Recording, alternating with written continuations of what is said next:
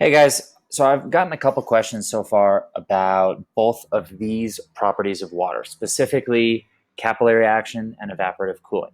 And so I wanted to do just a quick summary recap of what the Khan Academy videos were instructing you guys, and hopefully this makes a little bit more sense. Okay, so we're going to start over here with capillary action. Okay, and one of the biggest things to think about in terms of capillary action is going to be that of adhesion. Okay, so let me draw, not very straight, but you get the idea. Okay, let me draw just a test tube or a thin beaker or some other glass lab equipment that you guys are used to using. A graduated cylinder is another good example. Okay, so as the video explained, you would normally expect that if water were here, we would get just a flat line.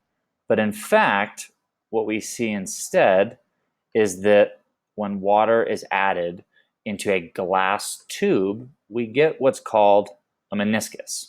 Okay, and this is specifically called a concave meniscus.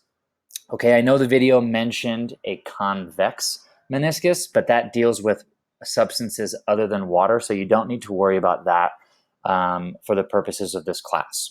Okay, so let's just focus in on why we see this right here. Why do we see water stick on the edges if what you learned before, cohesion, that this cohesion means water sticking to itself. So how on earth is it sticking to this tube? Okay, so the easy answer is something that we call adhesion. Okay, now adhesion is going to simply be the process of water sticking to other polar substances. Okay, in this case, the glass here is a polar substance. Okay, in the video, it showed you that it's a silicon oxide. I don't really care that you know that, but let's just, if I do, and again, pardon my drawing, I don't have a mouse, so it's kind of hard to showcase this stuff. But if I were to draw a water molecule like this, okay, and I'm kind of drawing the oxygen larger than the hydrogens, because as you've learned, oxygen is going to be more electronegative. So if I had, another hydrogen here, whatever, you're going to get that partial hydrogen bond because we have a partially negative and a partially positive charge here.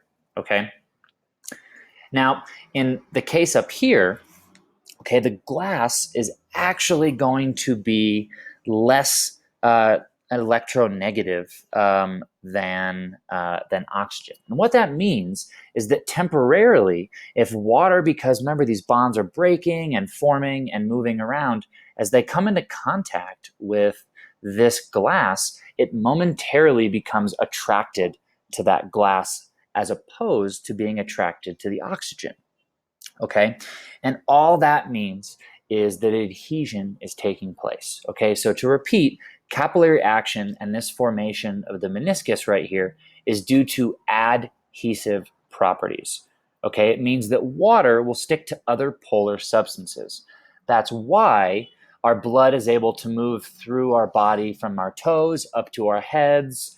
It's why the very, very, very, very, very tall trees in the Amazon, it's why they're able to get water all the way up 30, 40. If you remember the fact of the day, some trees are 60, 70 meters tall.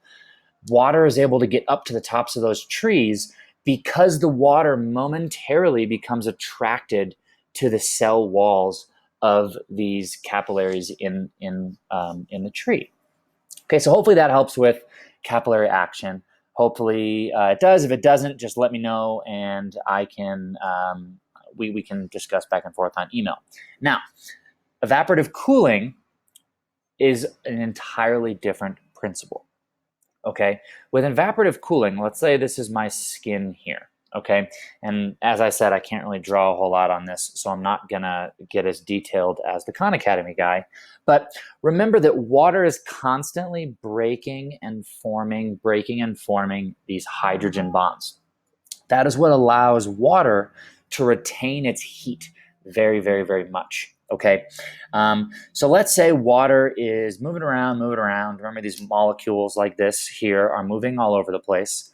Every once in a while, okay, a molecule is going to shoot off. It's going to get so much energy that it's going to leave that collection of water as water vapor. Okay, if we go back to our arm, let's say the temperature of our arm is increasing because of exercise, right? As water comes into contact, if we draw a little water droplet here, okay, as water comes into contact with our skin, remember that water doesn't change temperature very often. Okay, so let's say our skin is at, I don't know, 41 degrees Celsius or so, right? We know that water doesn't boil until 100 degrees Celsius. So what happens is the heat from our arm goes into the sweat beads on our skin.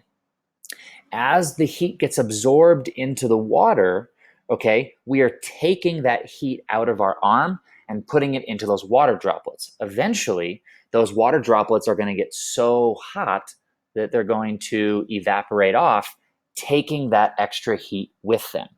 Okay, so again, in theory, what's happening is that our skin is getting heated up, which is a form of energy. That energy is getting passed to the water molecule, which absorbs that energy from the skin and then eventually evaporates, leaving the skin at a lower temperature.